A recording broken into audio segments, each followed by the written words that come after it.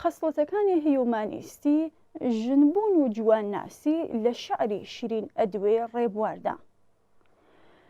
لێکۆڵینەوە ئارێز. هەمیشە چرپە لە قیژە کاریگەرترە. شاعر چۆن هەڵوێستی دەبێت پێویستە دەربڕینیشی هەبێت. ڕێبوار گیان لەوەی زۆربەی ژیان و شعرەکانیشی تەرخان کراوە بۆ ڕەهەندە سیاسیە کرێکاریەکەی، بەڵام جیاواز لەو ڕەهەندە سەیری شعرەکانیشی کردووە بە واتایکی تر، واتە شعر هەر ڕیالیزم نییە بەڵکو ڕۆمانیست و گۆرانیشە. شیرین ئەدوێ، شیرین ئەدوێ کاڵی شیرین، گفتوگوت چەندە شێرینە، ئەی ناسکە چاو کاڵەکە کە گەشترین گوڵی نەرگێز، ئەبێ زۆر زۆر منەتبار بێ ئەگەر بڵێم وەک چاوەکانت ڕەنگینە. شیرین ئەدوێ تەڵی ناسک، تەڵی ناسکتر لە لەولاو، کە گۆمی مەنگی چاوانت پڕپڕە لە شادمانی، شادمانی مەعسوومانە، دڵی پاڕاوی شۆڕژگێر پڕ دەکەی لە گورج و گۆڵی. تەڵی تەری نەرگسی باغ، ڕازێ نەری سەنگەری شاخ، بۆ کوێ بۆ شار ئەچیتەوە جەخار و داخ.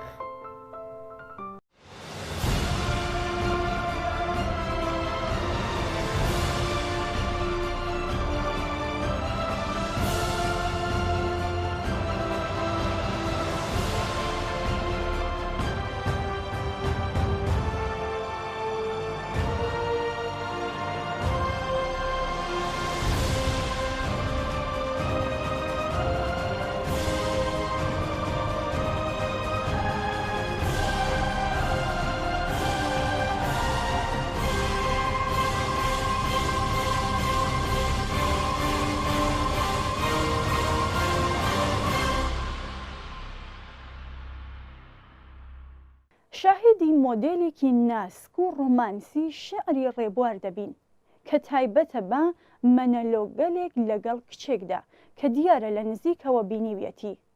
شاعر ئەم ژنە یان کچە وەها وەسف دەکات پڕە لە تەعبیر و وێنەی وەها کە دەڵێ ئەفسانەی جوانی یان شاجوانی بینیوە.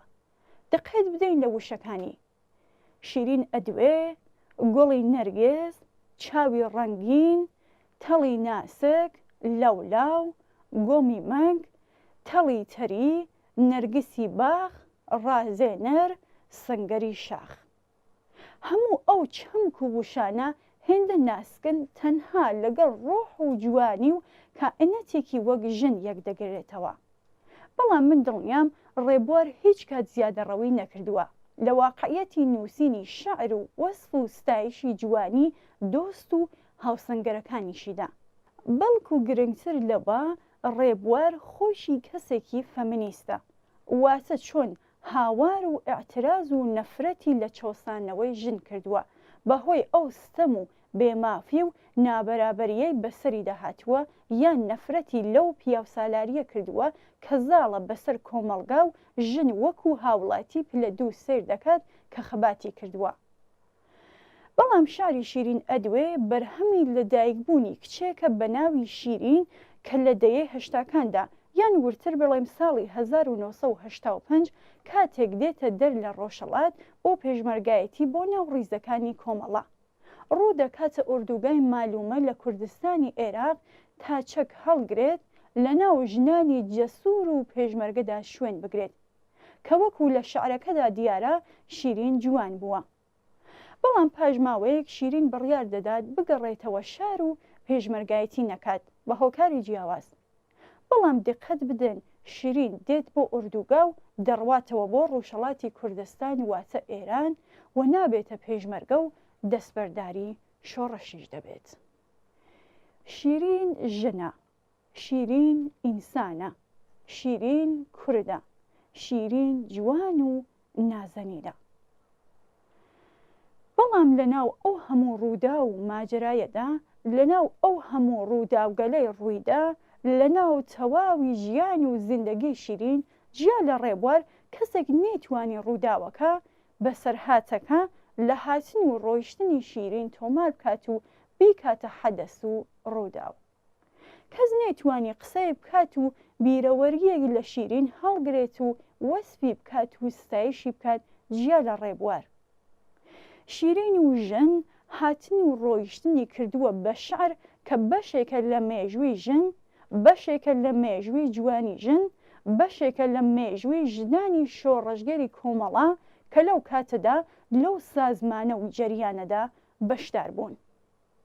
قسەکە ئەوەیە لە هاتنی ژنێک بۆ پێشمەرگایەتی و گەڕانەوەی بۆ شار لەم سات و لەحزە مێژوویەدا ڕێبوار سێ ڕەهەندی سیاسی، شۆڕش، ژنبوون و جوانی و گەڕانەوە دەکاتە ڕەمز و ڕموزی ئەم شعرە. ڕەهەندی یەکەمیان لە سەرەتای شعرەکەدا ڕێبوار تەنها وەسفی جوانی شیرین دەکات، وەکو کارمامێزمێکی ڕەزاسووک، وەکو گوڵە نەرگێزی بەهارانەی کوردستان کە چاوکاڵێکی جوانتر لە گوڵی نەرگێز، تەنانەت دەڵێت نەرگێز بەو جوانیەی خۆیەوە ناگات بە چاوەکاڵەکانی تۆ.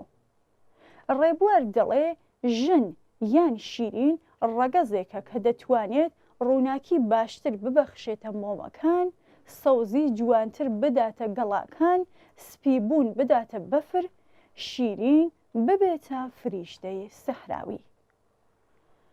ڕەهەندی دووهەم بەشی دووهەمی شعرەکە جیا لە بەردەوامی وەسفی جوانی شیرین کە وەکو تاڵی ناسکی لەولاوی سپیدە و بەیانیان گەش و جوانە، بەڵام دواتر پارادۆکسێک هەست پێ دەکەین کە دەڵێت گۆمی مەنگی چاوانت پڕپڕە لە شادمانی.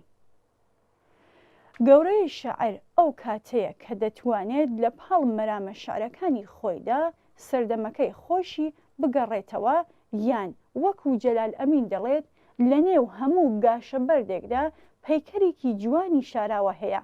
ئەوە تەنها هونەرمەندانن پەیکەرە جوانە شاراوەکانی نێو حەشارگەی گاشە بەردەکان دەدۆزنەوە. دەمەوێت بڵێم ڕێبوار جیا لەوەی چیرۆکی سەردەمەکەی خۆی لە ڕێگای ئەم شعرەوە دەگەڕێتەوە، واتە سەردەمی شۆڕش، سەردەمی هاتنی کچان بۆ پێشمەرگایەتی، شۆڕشی چەوساوەکان و مەعسوومەکان و سەنگەری شاخ. لە هەمان کاتیشدا وەکو گوتم ڕووداوێکی سادەی هاتنی کچێک بۆ پێشمەرگایەتی شعرێکی گەورە بەرهەم دەهێنێت. گەر بگەڕێمەوە سەر وجودی پارادۆکس لە شعری شیرین ئەدوێ، وەکو گوتم لە بەشی دووهەمی شعرەکەدا شیرین لە یەک کاتدا گۆمی مەنگی چاوانی پڕپڕە لە شادمانی، دواتریش دەڵێ شادمانی مەعسوومانە. گۆمی مەنگ جیا لە جوانی و ناسکیەکەی ئاماژەیە بۆ مەنگی و بۆ خەم، بەڵام لە هەمان کاتیشدا دەکرێت شادمانیش بێت. لەوەش گرنگتر شادمانی چاو بۆ شادەکانە، بۆ خوات پێداوەکان و چینە دەوڵەمەندەکانە، بەڵام شادمانی چاوەکانی شیرین بۆ مەعسوومەکانە، بۆ بێبەشەکانە. ئەمەش خاڵی دووهەمی پارادۆکسی ناو شعرەکەیە کە دەکرێت پارادۆکس یەکێک بێ لە ڕەگەزەکانی شعر و ئەدەبیات و پەیوەندیشی هەیە بە توانا و سەلیقەی شاعرەکەوە. ڕەهەندی سێهەم گەڕانەوەی شیرین بۆ شار کە چ داخ و جەخارێکی دروست کردووە. بۆ کوێ ئەڕۆی؟ گەڕانەوە بۆ شار واتە گەڕانەوە بۆ ژێردەسەی، بۆ ستەم و بۆ حکمی ئاین و پیاوسالاری، بۆ بێبەشبوون لە خەباتی شاخ و شۆڕش، بۆ بەشدار نەبوون لە شۆڕش و ڕزگاری چینایەتی. بۆیە شاعر داخ لەوە دەخوات شیرین کە پێشمەرگەی ناو ڕیزەکانی سازمانێکی چەپ و مارکسیست گەڕاوەتەوە بۆ ژێر دەسەڵاتی حکمی ئاین کە ئەمان سەنگەری شۆڕش و شاخیان گرتووە. هەر لە بەشی سەهەمی ئەو شعرەدا شاعر هەڵدەدات شیرین نەگەڕێتەوە شاری مۆدێرنە و شاری سەخناخ و بە عەسکەر و پاسدار، شاری خامۆش لە ئازادی و شاری بێمافی. هەڵدەدات لە شاخ بمێنێتەوە، لە ناو شۆڕش بمێنێتەوە تا دڵی پاڕاوی شۆڕشگێرەکان پڕ بکات لە گورج و گۆڵی. واتە خەباتی هاوبەشی نێوان ژن و پیا و کوڕ و کەچ کاریگەری سایکۆلۆجی هەیە لەسەر شۆڕش و ڕەنگە هەست و ئەحساس و خۆشەویستی زۆرتر بکات بۆ سەنگەری شۆڕژگێران. بەڵام شیرین دوجار دەگەڕێتەوە شار و سەنگەر جێدەهێڵێت. بەڵام شۆڕش بەردەوام مایەوە، ئەویش کە دەقێکی شعری جوانی بەرهەم هێنا، هاتن و ڕۆیشتنی شیرین بوو. بەڵام هیچ شعرێکی مەزن نیە لە دنیادا بیرکردنەوەیەکی مەزن لە پشت بەرهەمهێنانیەوە نەبێت. ئەوەی دەقێک بە زیندوی دەهێڵێتەوە، ئەو بیرکردنەوە قوڵەیە کە بۆ ژیان و مرۆڤ بوون لە خۆیدا هەڵی گرتووە. بیرکردنەوەی ڕێبوار بەو قوڵیە لە شیرین و حکایەتی ئەم هاتن و ڕۆیشتنە وای کردووە ئەم دەقا بە زیندوی بمێنێتەوە، چونکە هەڵگری خەسڵەتە پۆزیتیڤەکانی ژیان و مرۆڤ بوونە. ڕێبوار پێش هەر شتێک وەکو ئینسان سێری شیرین دەکات، دواتر وەکو ژن، پاشان جوان، شۆڕژگێر و هیتر. هەر بۆیە لە ناو شعرەکەدا هەر سێ خەسڵەتی ئینسانی، ژن و جوانی کۆبوونەتەوە.